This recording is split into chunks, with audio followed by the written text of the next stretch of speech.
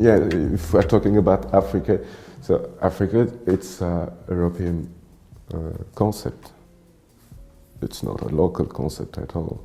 We can just erase from memory and talk about, I see the relation between Africa and Europe began in 19th century with colonial explorations. But it's not true.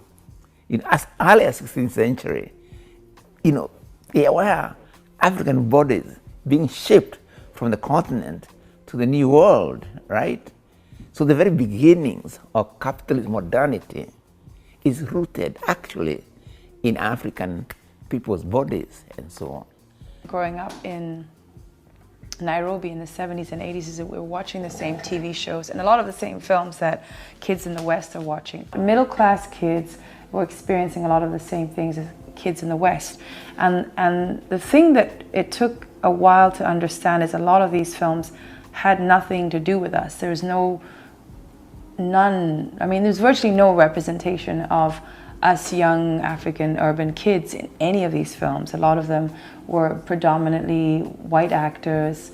A lot of them, if they were people of color or African or black, were very different from our experience in our life. So I think as an artist, you start to investigate these very lovely minutiae of culture and go, well, why is this and where am I in this story? We live in a material world in which the things we see determine shape our expectations.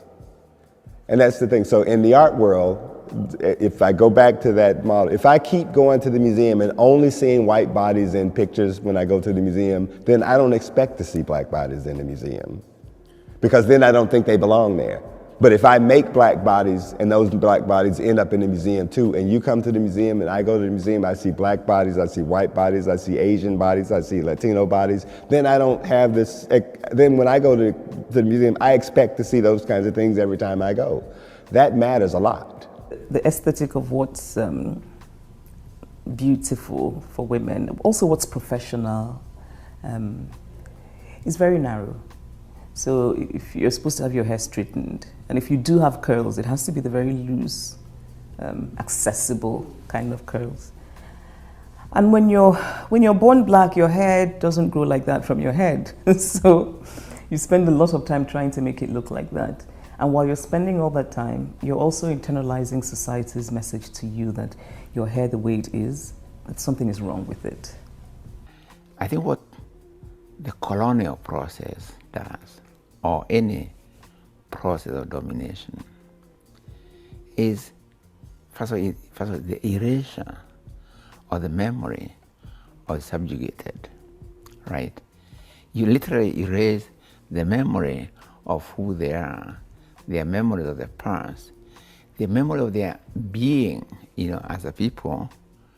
So after erasing that memory, you plant another memory, the memory of the colonizer or the memory of the one who's dominating. My name is Michael Abbas. I'm commenting on the video Luam just showed me, and how I felt about the video was, social stigmas that black men and women have to go through, pretty much like having like a certain type of hair and feeling as if like, oh, is something wrong with my hair, and how like you have to grow up like, living that stereotype, and you have to live up to that social standard, and like, just conforming to what society wants you to be, which is kind of pretty unfair for like black men and women and black kids, growing up. It's pretty hard on us.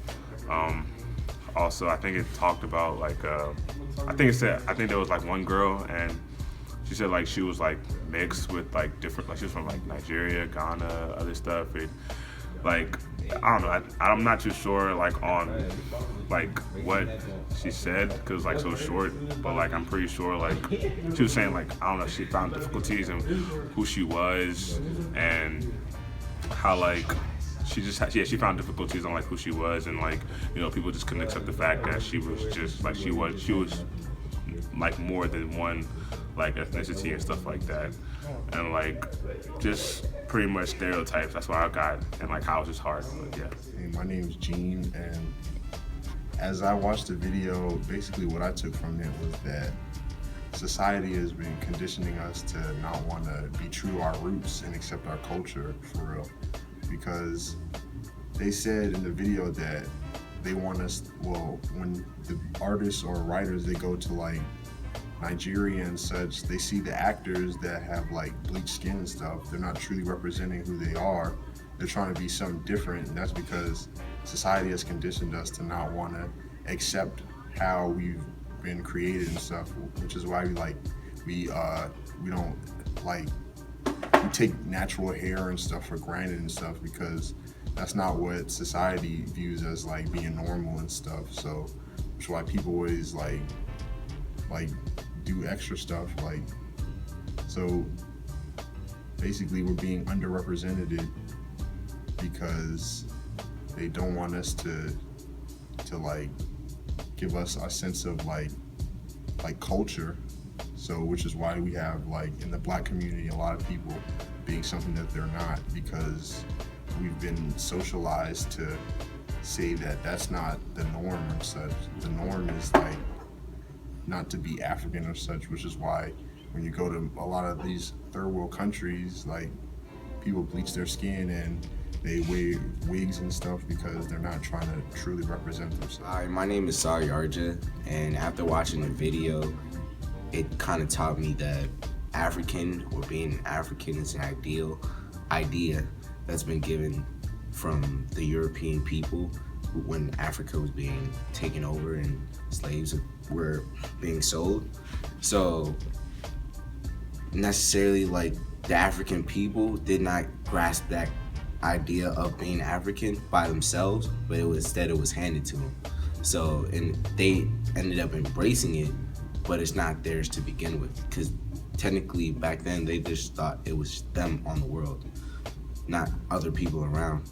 So when, of course, new people were introduced, they were all of a sudden being called slaves and transported to different countries, which that wasn't their own choice, it was someone else's. Therefore, African is not necessarily theirs to call theirs, but they've embraced that culture because it's like almost like a living womb to show off.